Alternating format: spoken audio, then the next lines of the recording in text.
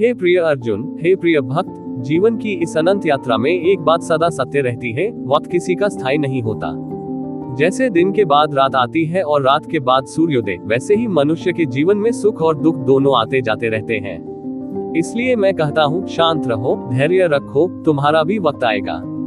जब तुम्हारा मन बेचैन हो जाए, जब परिस्थितियां विपरीत दिखें, जब लोग तुम्हें कम समझें, तुम्हारा अपमान करें, तुम्हारे प्रयासों को नकार दें, तब शक्ति का स्रोत बाहर मत खोजो, अपने भीतर झांको। क्योंकि शक्ति बाहर नहीं, तुम्हारी आत्मा में है, और वही आत्मा मेरा अंश है। जो मेरे अंश से जुड़ा है वह कभी भी पराजित नहीं हो सकता। मनुष्य का सबसे बड़ा शत्रु उसका क्रोध, उसका अधैर्य और उसका भय है। ये तीनों गुण मिलकर तुम्हारे विवेक पर पर्दा डाल देते हैं और उसी क्षण तुम अपने वास्तविक सामर्थ्य को भूल जाते हो। इसलिए मैंने गीता में कहा है, धैर्य वह दीपक है जो अंधेरे समय में भी राह दिखाता है। जब मनुष्य जल्दबाजी करता है, निर्णय गलत होते हैं, लेकिन जब वह शांत रहता है, उसके कदम स्थिर होते हैं, विचार स्पष्ट होते हैं, और जीवन का हर मोड़ उसे सही दिशा में ले जाता है। इसलिए अपने मन को नियंत्रित करो, क्योंकि जो मन को जीत लेता है वह संसार को भी जीत लेता है। तुम्हारे जीवन का हर संघर्ष तुम्हें तोड़ने नहीं बल्कि गढ़ने आया है। जो परेशानियां आज तुम्हारे सामने हैं, वे तुम्हारे भीतर की शक्ति को जागृत करने के लिए ही आई है। पर्वत जितना ऊंचा होता है, चढ़ाई उतनी कठिन होती है, पर शिखर पर खड़े होने का सुख भी उतना ही अद्भुत होता है। इसलिए कठिनाइयों को देखकर घबराओ मत। जो तुम्हें मिला है वह तुम्हारी क्षमता के अनुसार ही मिला है। कभी कभी तुम्हें लगेगा कि भगवान तुम्हारी सुन नहीं रहे, पर मैं कहता हूँ, मैं हर श्वास, हर भाव, हर पीड़ा और हर प्रार्थना को सुनता हूँ। बस तुम्हारी परीक्षा चल रही होती है। जिस दिन तुम स्वयं के भीतर विश्वास को स्थिर कर लोगे, उस दिन तुम्हारे लिए पूरी सृष्टि भी मार्ग बना देगी। जीवन में 3 बातें हमेशा याद रखना। 1, शांत रहो। 2, विश्वास रखो। 3, कर्म करते रहो।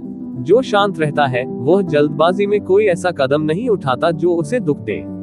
जो विश्वास रखता है उसकी शक्ति कई गुना बढ़ जाती है, और जो कर्म करता है उसके लिए भाग्य के द्वार स्वयं खुल जाते हैं। कभी भी यह मत सोचो कि अगर तुम्हारा समय बुरा चल रहा है तो तुम अयोग्य हो, अशुभ हो या ईश्वर ने तुम्हें छोड़ दिया है। समय केवल परिस्थितियों को बदलता है, इंसान की कीमत को नहीं। रात कितनी भी गहरी हो, सूरज को उगने से कोई रोक नहीं सकता। उसी तरह तुम्हारे जीवन का सूरज भी अवश्य उदय होगा। जो लोग आज तुम्हें कम समझते हैं, एक दिन वे स्वयं तुम्हारी सफलता को देखकर आश्चर्य में पड़ जाएंगे। लेकिन तुम्हारे लिए आवश्यक ये नहीं कि दुनिया तुम्हें समझे, महत्वपूर्ण यह है कि तुम स्वयं को समझो। हे भक्त, मैंने गीता में स्पष्ट कहा है, जो अपने मन को शांत कर लेता है वह स्वयं मुझसे जुड़ जाता है।